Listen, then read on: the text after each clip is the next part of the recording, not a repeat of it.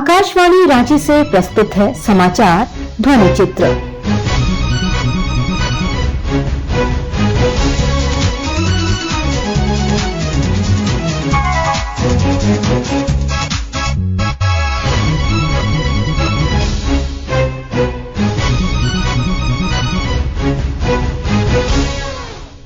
इस अंक में आप सुनेंगे नए आपराधिक कानून के प्रमुख प्रावधानों पर चर्चा। देश में 1 जुलाई से 3 नए आपराधिक कानून लागू हो रहे हैं।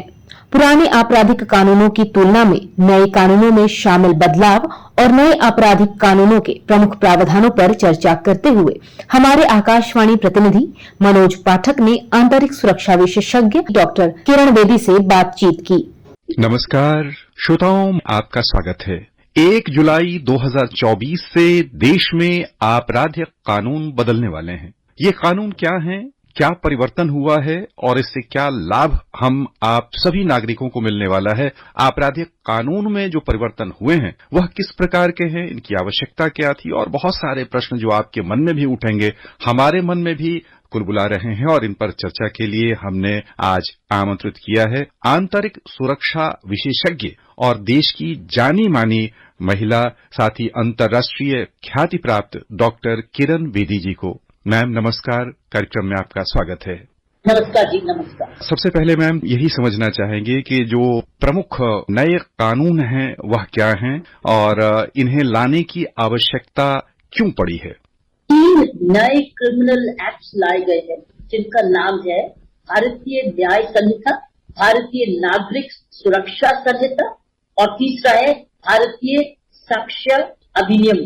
ये है जो भारतीय न्याय संहिता है, इसने रिप्लेस किया इंडियन पीनल कोड, जो हम लोग सारे जिन्हें आईपीसी बोलते थे उसको बीएनएस कह रहे हैं, भारतीय न्याय संहिता।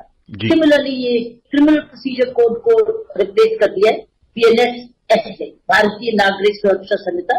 और तीसरा जो एविडेंस एक्ट जो कहते थे, सबूत देने कोर्ट में, उस एक्ट को भारतीय साक्ष्य अधिनियम को रिप्लेस किया। तो 3 ये कानून 100 साल से भी पुराना, जब आप सेक्शंस ऑफ लॉ पढ़े, उनके कॉन्स्टिट्यूएंट असेंबली, उनकी क्वीन, उनके सॉवरन, ये सब जिक्र है और बड़े यूजलेस लैंग्वेजेस भी हैं, लेकिन अभी तक ये हमारे इस कानून में जारी रहे कि पिछले 100 साल से हम लोग इनमें छोटे छोटे कई प्रोविजंस में संशोधन करते रहे, उसको ऐड ए बी करते रहे, लेकिन होलिस्टिकली संशोधन नहीं हुए तीनों में। और जबकि क्राइम व्यवस्था में कितना ज्यादा फेरबदल आया, आपने देखा है अब इलेक्ट्रॉनिक मीडिया कितना जबरदस्त टेक्नोलॉजी का इस्तेमाल है, हर चीज आप वीडियोग्राफ कर सकते हैं, और साइबर क्राइम्स की कितनी ज्यादा हो है, कितनी प्रॉब्लम है, उसके सोल्यूशन ढूंढना मुश्किल है, ग्लोबल इशू।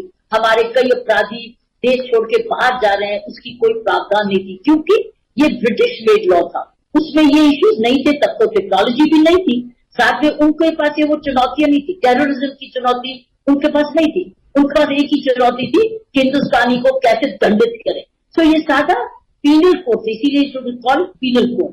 अब ये पीनल कोड नहीं कहलाता, अब ये कहता है भारतीय न्याय संहिता, क्योंकि ये न्याय करने के लिए दिए गए कानून। इसमें प्रावधान है कि अगर कोई भी कोर्ट केस को क्लोज कर रहा है, इवन पॉलिटिकल एस्टैब्लिशमेंट केस को विड्रॉ कर रही है या क्लोज कर रही है, तो विक्टिम की सुनवाई होनी बहुत जरूरी है, जो कि पहले नहीं था।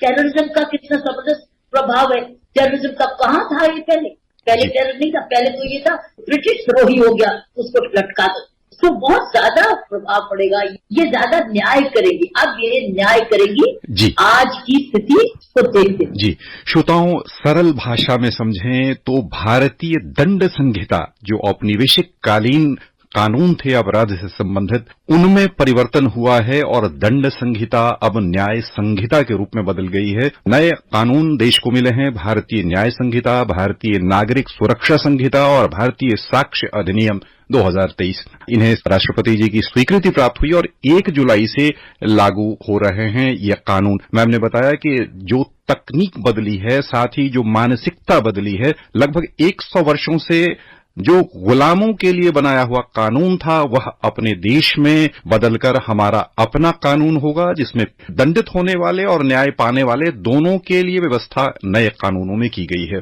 मैम, यहाँ पर हम ये समझना चाहेंगे कि आईपीसी, सीआरपीसी और आईईए में प्रमुख कुछ संशोधन को यदि महत्वपूर्ण हम माने तो क्या हम महत्वपूर्ण समझ सकते हैं और किस रूप में ये बदलाव लाएंगे?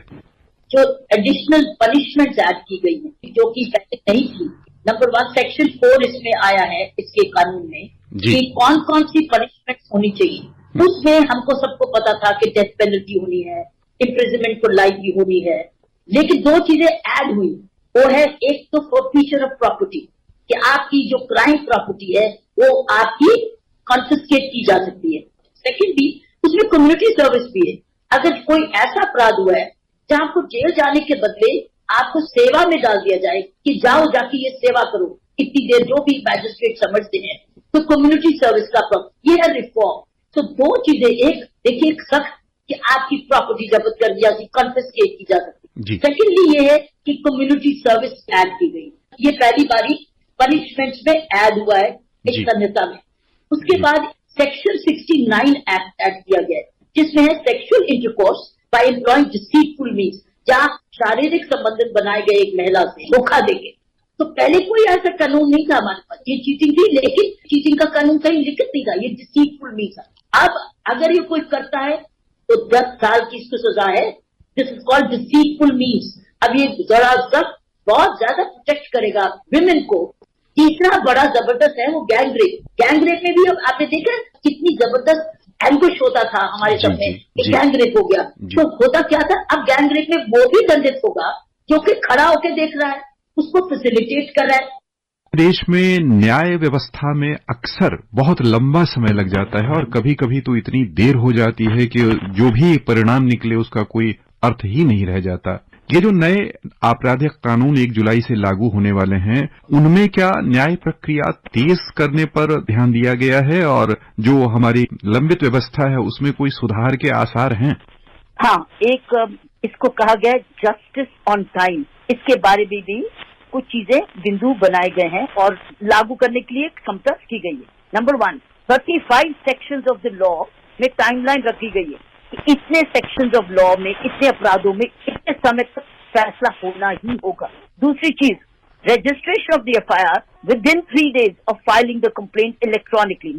अब आप हिंदुस्तान के किसी कोने से अपनी एफआईआर दर्ज करा सकते हैं। इसको कहते हैं जीरो एफआईआर। मान लीजिए मैं दिल्ली की रेजिडेंट हूँ और मैं बाहर ट्रैवल कर रही हूँ, मुझे शिकायत करनी पुलिस को, मैं वहां से पुलिस को फोन कर सकती हूँ, इलेक्ट्रॉनिकली कंप्लेंट कर सकती हूँ और उस पुलिस स्टेशन को कंप्लेंट मेरी फॉरवर्ड करनी होगी जहां मेरा रेजिडेंस है या जहां मुझे तफ्तीश करानी है विद इन 3 days। हर चीज की सीमा दी गई है इस कानून में। जैसे 35 सेक्शन में सीमा दे दी गई, इतनी तारीख तक, इतने महीने तक, इतने दिनों तक ट्रायल खत्म होना है। इससे विक्टिम को ये होगा कि इतने समय तक मेरा केस का फैसला हो जाना है। अगर मैंने इलेक्ट्रॉनिकली एफआईआर करी है तो 3 days के बीच में एसएचओ ऑफ द एरिया अपनी प्रिलिमिनरी इंक्वायरी करके 3 दिन को उसको फैसला करना है कि मेरा केस एफआईआर रजिस्टर होना है या नहीं होना, और मुझे बताएगा, वो भी 3 days में। ये नहीं अपना अनलिमिटेड टाइम रखेगा। Similarly framing of the charges, 60 days of the first hearing. हमारे चार्ज ही नहीं फ्रेम होते थे, केस शुरू होता, कचहरी के पास केस चला गया, लेकिन वो उसके चार्जेस ही फ्रेम नहीं होते थे कि मेरा दोष क्या है। अब 60 days में फर्स्ट हियरिंग से मुझे चार्जेस को फ्रेम करना होगा। फिर filing of the case with in 90 days in cases of absence of proclaimed offender. मान लीजिए कोई भगौड़ा हो गया और भगौड़ा बाहर चला गया, उसकी प्रॉपर्टी भी मैंने फोरफीट कर दी। एब्सेंस ऑफ प्रोक्लेम्ड ऑफेंडर, मेरा केस 90 days में फाइल हो जाना चाहिए भगौड़े का, तो वो भी सीमित समय हो। Judgement within 45 days conclusion of hearing. Criminal case के कई बार जजमेंट रिजर्व रह जाती है हमारे इस बीएनएस में और बीएसएस में। 45 दिनों में मेरी अगर केस की हियरिंग खत्म हो गई तो अदालत को 45 days में अपना कंक्लूजन देना होगा, जजमेंट को देना होगा। नहीं तो कह देते जजमेंट रिजर्व, और पता ही नहीं चलता जजमेंट कब तक रिजर्व।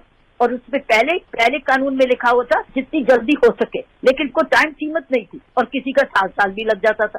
अब ये 45 days में उनको जजमेंट देनी होगी। तो कई चीजों में जस्टिस ऑन टाइम के लिए प्रावधान बड़े अच्छे रखे गए हैं। पुराना जो औपनिवेशिक सरकार थी, अब जो हमारी प्राथमिकताएं हैं, यदि हम बिंदुवार लिखना चाहें या नोट करना चाहें तो प्रमुख प्राथमिकताएं हमारी क्या हैं?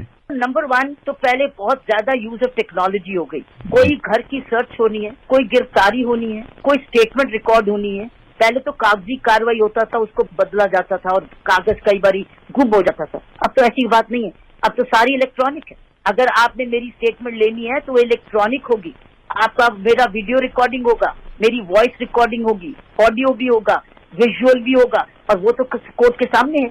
मैं अब बदलूंगी कैसे? Everything now is on technology. उसके बाद मान लीजिए अपराध होता है तो फोरेंसिक टीम भी उसी वक्त आएगी सबूत लेने, ये नहीं बाद में आएगी।